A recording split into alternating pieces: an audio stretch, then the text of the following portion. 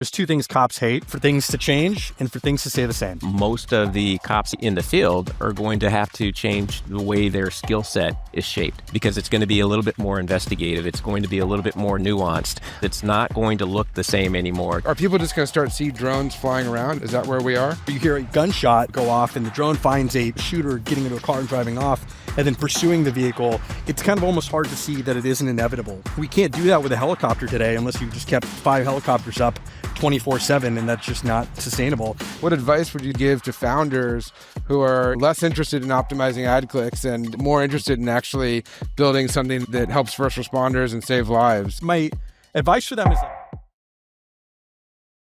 I'm on the board of Flock Safety. There's other companies that like Skydio that make drones.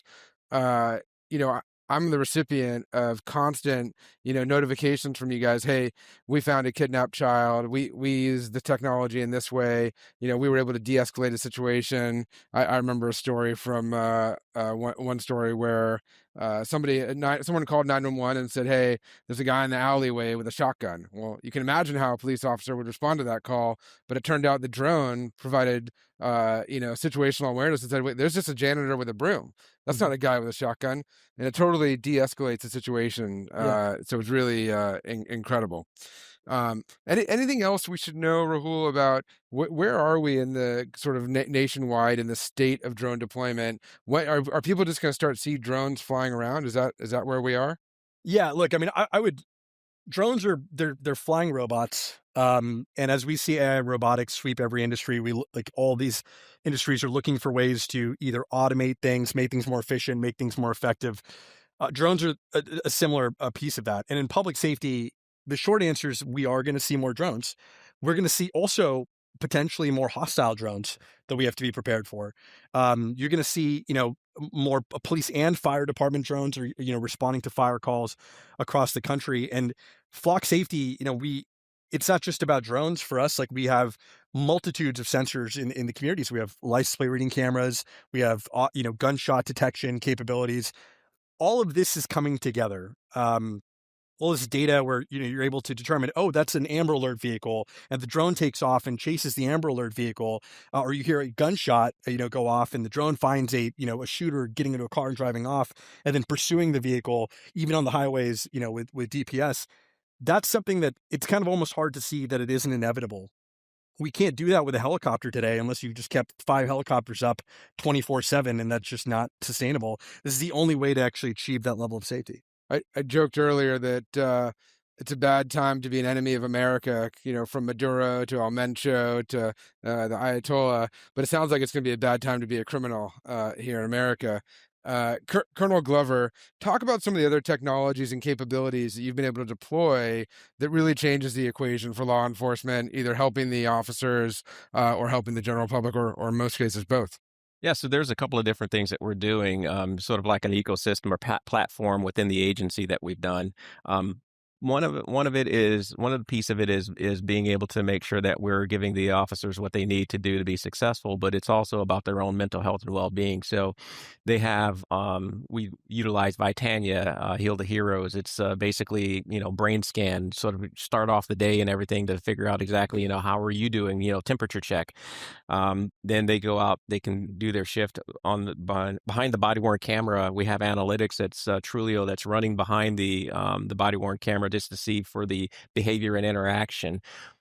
Part of that was, looking at, you can do a scorecard for how the trooper is interacting with the public, but it also gets a little bit of information on how the public is interacting with that trooper to see if they're combative or not. And then it can flag the situation as well for the supervisor. Outside of that, you have what will essentially is it helps with them being able to have that feeling of, I have a little bit of a layer of protection because with this is going to flag for the burnout as well.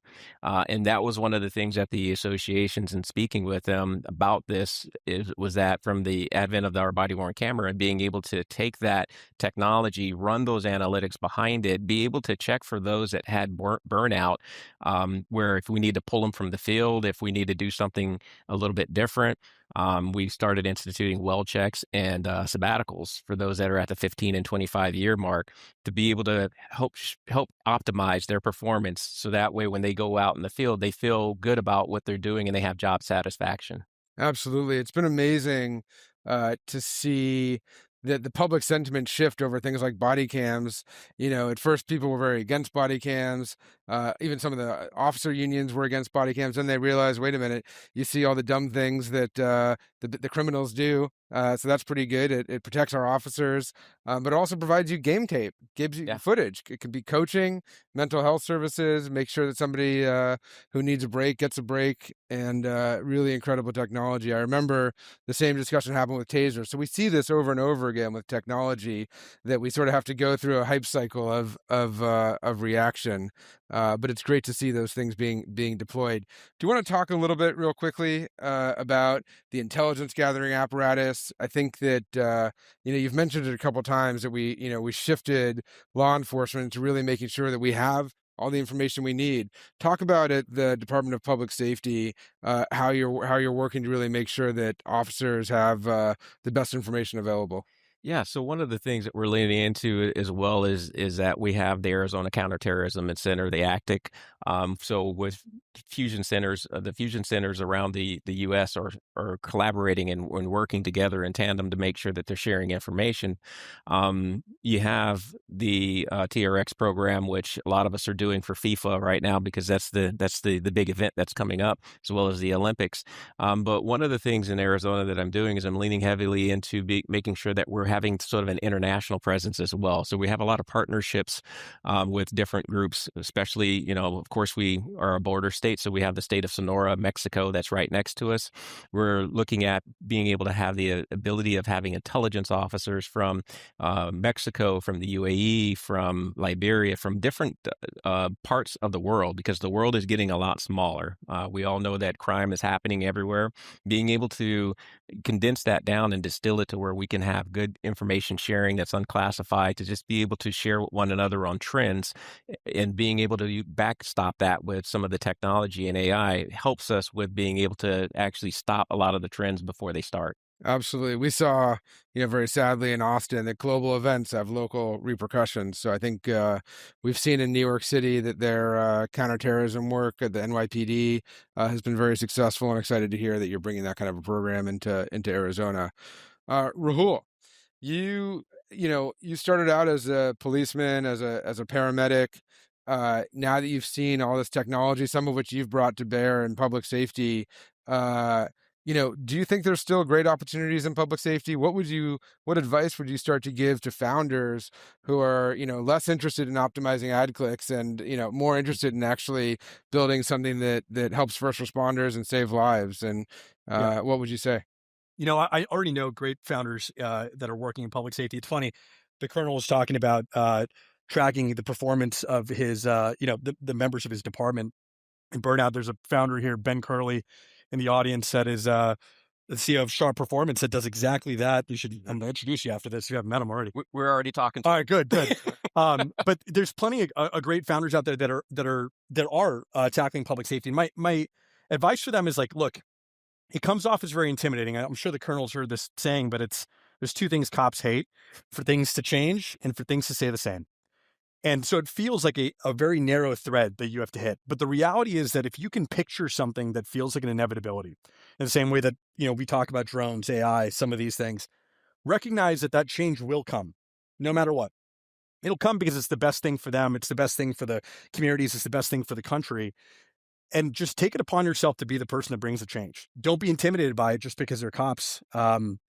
And then if you do it, I would say spend a lot of time with the cops too. Just like Dr. Karp said previously, it is hard if you don't know what they've been through, what it feels like to be on the beat. Spend time, do some ride-alongs, really get an understanding of it. Be a reserve cop, if you want to, really get into it. And that'll really help you not only speak the language, but know what to build for them. Colonel Glover, any final words that you want to share for the people that want to work with law enforcement, work with public safety officials? What's the best way to partner and work with you? Well, back to Raul's point, it's really it's jump in. I mean, jump in, really engage, connect. You're going to find there's a lot of law enforcement leaders that are looking to figure out the best ways of implementation and trying to get ahead of the curve with technology. We know that it's going to be something that's going to really dominate this profession over the next 10 years. Is that we're going to see such a shift and change that most of the cops out in the field are going to have to change the way their skill set is shaped because it's going to be a little bit more investigative. It's going to be a little bit more nuanced. You're going to have a different frame work of being able to work with in terms of your mindset because it's not going to look the same anymore. 10 years from now, it may not be about kicking in doors and other things. It's going to be looking at the technical aspects of this video you just received and looking at AI and certain things that are going to come up from a fraud standpoint as well. And so it's going to be very nuanced in that way. And so every leader is looking at how do we make this adjustment? How do we become a little bit more flexible and adaptable to what's going to be the need? Awesome. Well, thank you both, gentlemen. Appreciate the work you do out in the field as technologists, and thanks for being with us here today. Thank you. Thank you.